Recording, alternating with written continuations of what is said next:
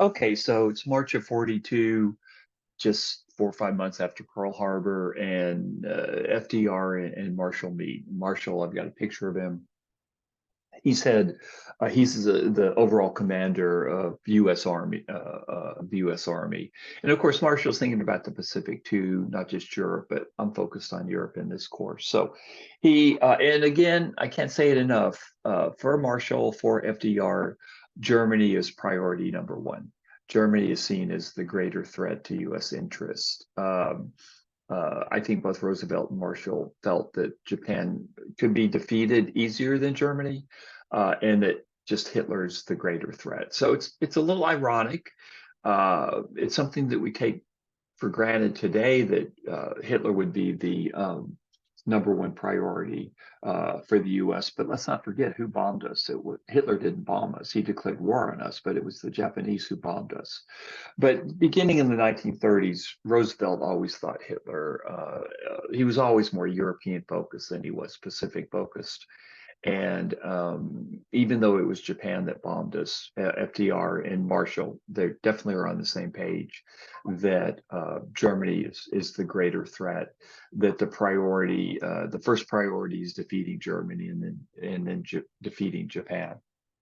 Okay, so Marshall comes to Roosevelt's office and he says, look, the best way to keep the Soviets in the war, which in 1942, March of 1942, is tremendously important to Marshall, because it looks like after a pause in the fighting, the Germans are on the verge of defeating the Soviet Union once again in 1942.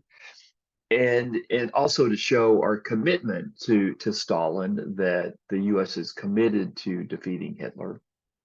And Marshall says that the best way to do this, the best way to keep the Soviets in the war and to knock the Germans back on their heels, is that we needed to land an Allied army to see some of the key points on the coast of France. And I'll go back if I can find this map. The coast of France. Um, uh, so Marshall wants not a huge cross-channel invasion, which is what we get in 1944.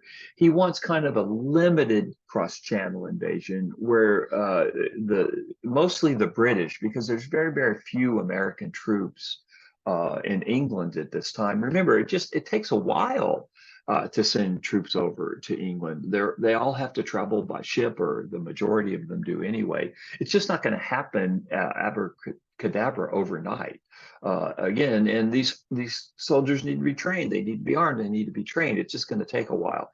So Marshall's plan was, look, let's persuade the British to see some of the ports in France that are ports on the English Channel, the key ports, and we'll establish a beachhead in the fall of 1942 in France. So he's saying by the fall of 1942, the British, mostly the British, they'll cross over. They'll establish a beachhead, a foothold in France, by establishing some of the ports, the French ports on the English Channel.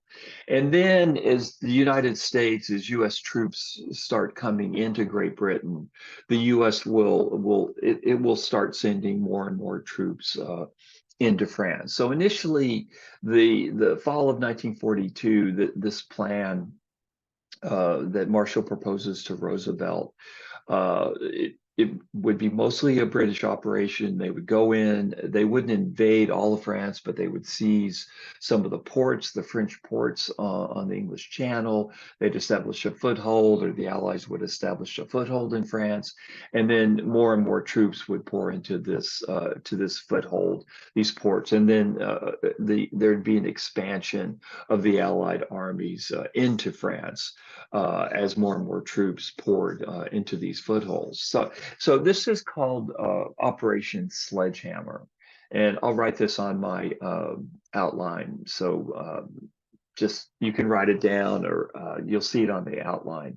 So this is Operation Sledgehammer.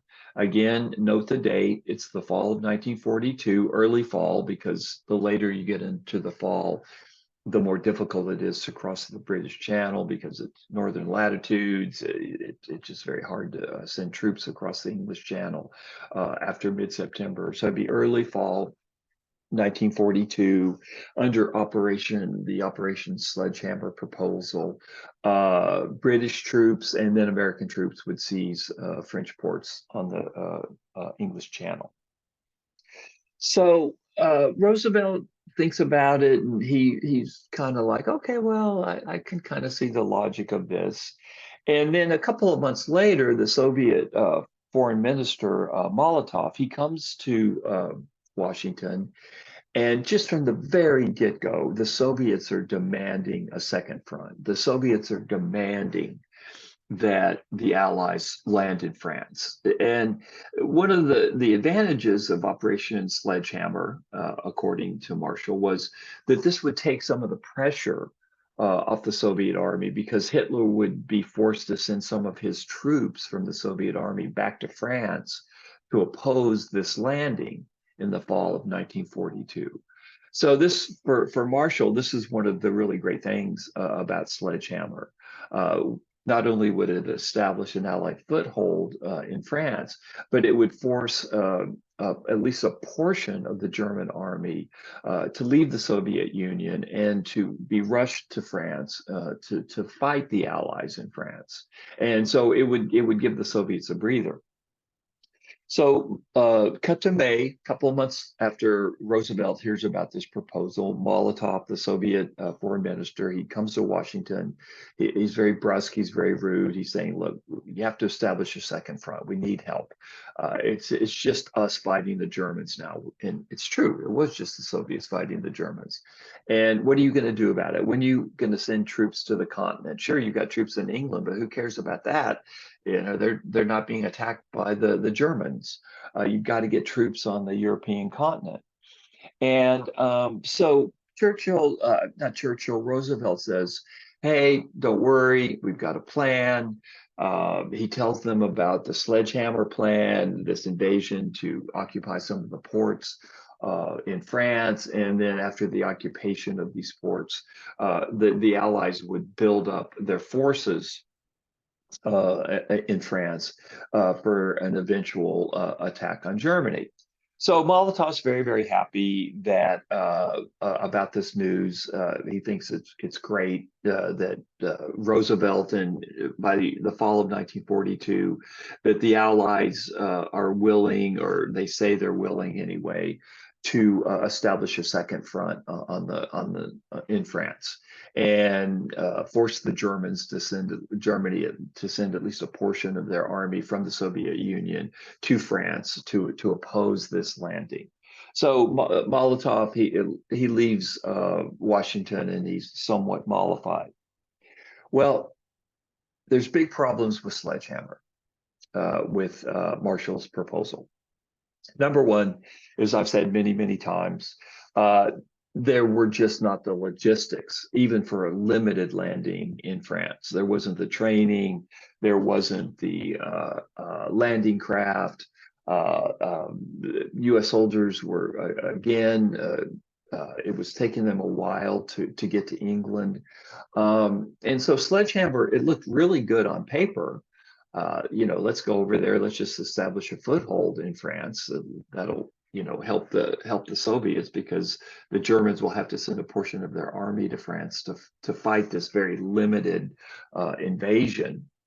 And the idea is that as time went on, more and more Allied troops would land in France, and the limited invasion would become very, very significant.